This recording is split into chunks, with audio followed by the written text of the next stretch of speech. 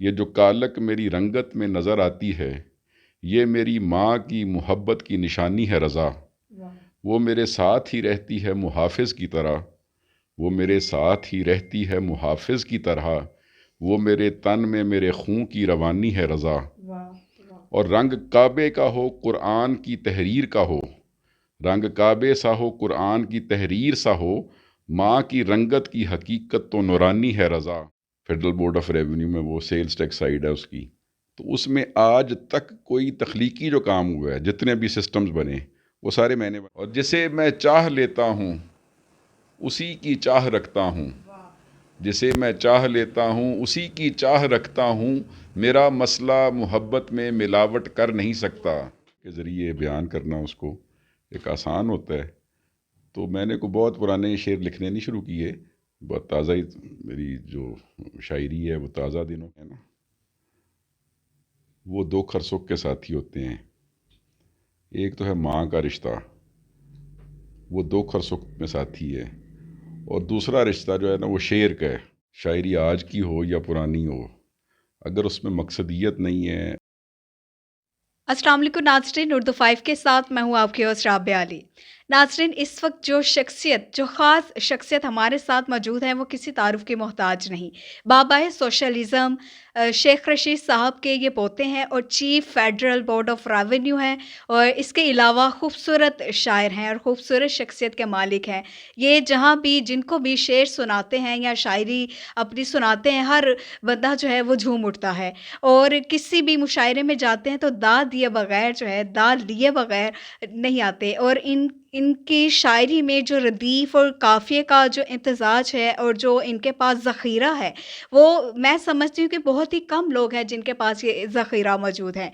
اس وقت میں بات کر رہی ہوں رضا اشفاق شیخ، جو کہ ہمارے ساتھ موجود ہیں۔ ان سے بات کریں گے کہ سیاست سے ان کا جو بیک گراؤنڈ دیکھا جائے، سیاست سے اب تک شعر و شاعری اور شاعر تک سفر جو ہے کس طرح ان کا آغاز ہوا۔ السلام علیکم جی وعلیکم السلام۔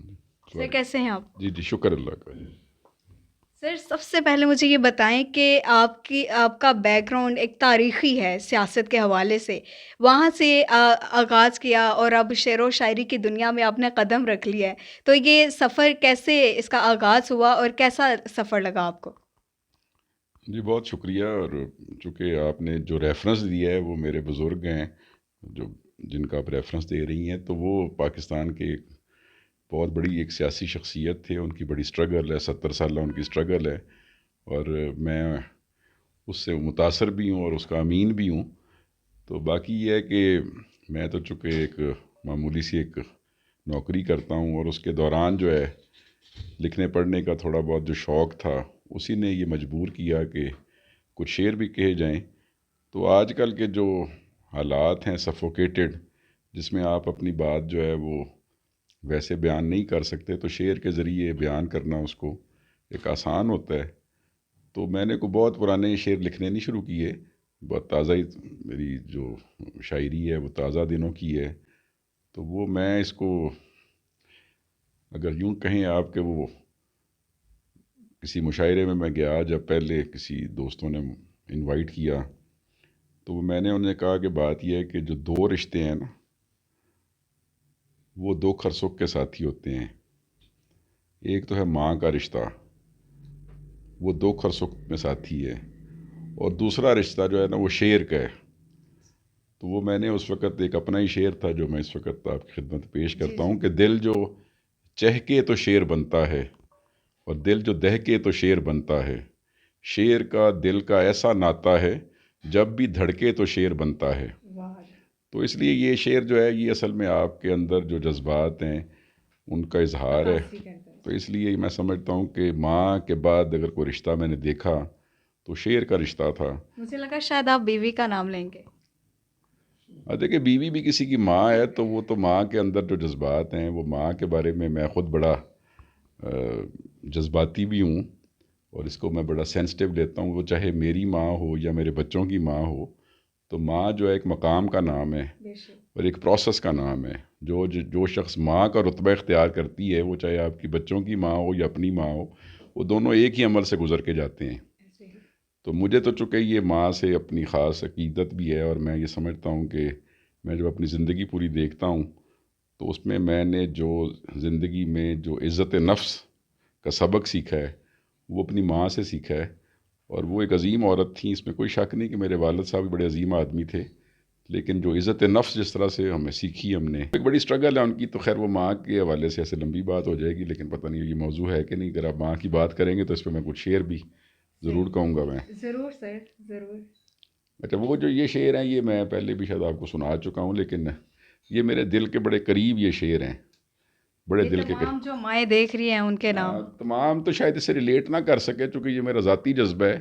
اور اس پہ ذاتی میرا ریلیشن تھا، تو چونکہ موضوع تو شاید ماں نہیں آج آپ کا، لیکن چونکہ گفتگو کے دوران چلے گئے جی جی۔ تو اب آپ کو میں وہ چند شعر جو میرے اس وقت ذہن میں آ رہے ہیں، تو وہ یہ ہے کہ یہ جو کالک میری رنگت میں نظر آتی ہے،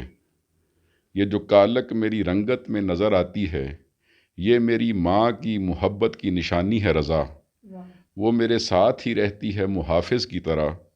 وہ میرے ساتھ ہی رہتی ہے محافظ کی طرح،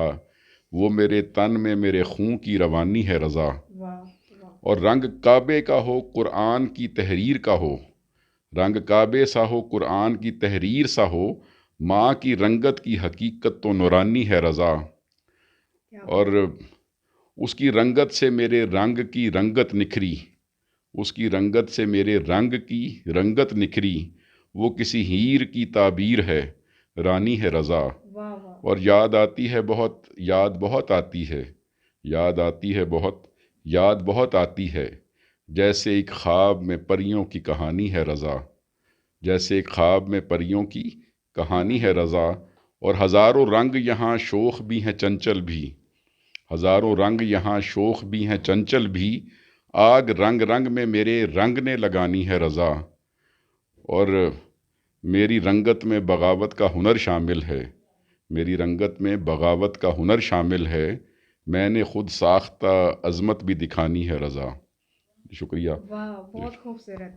سر، chief federal board of revenue, پھر سرکاری افسر ہیں آپ،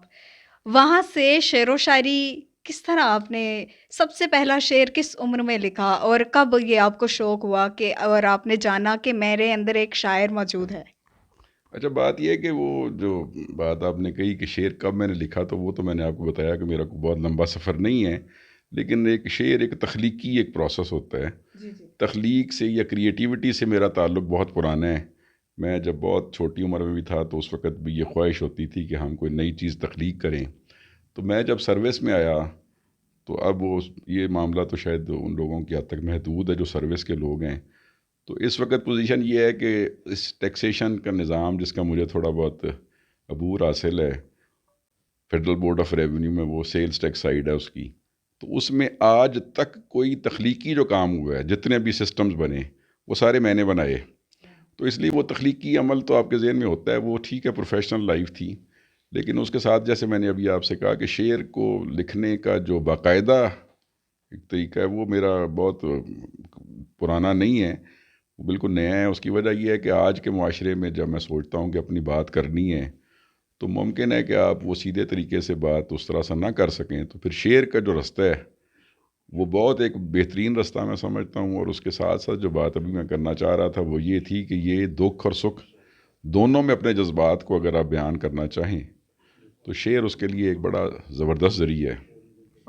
تو سر، آج کل کے جو نوجوان ہیں اور آج کل کی جو شاعری ہے، آپ کو کیا لگتا ہے کہ اس میں اور جو پہلے شاعری ہوتی تھی، انقلابی شاعری ہوتی تھی، ایک پیغام دیا جاتا تھا، اگر ہم علامہ اقبال جو ہیں ان کی شاعری کو دیکھیں ان میں بھی کوئی نہ کوئی پیغام تھا، تو آپ کو کیا لگتا ہے کہ آج کل کی شاعری صرف ٹائم پاس ہے؟ آپ اس کو کس نظر سے دیکھتے ہیں؟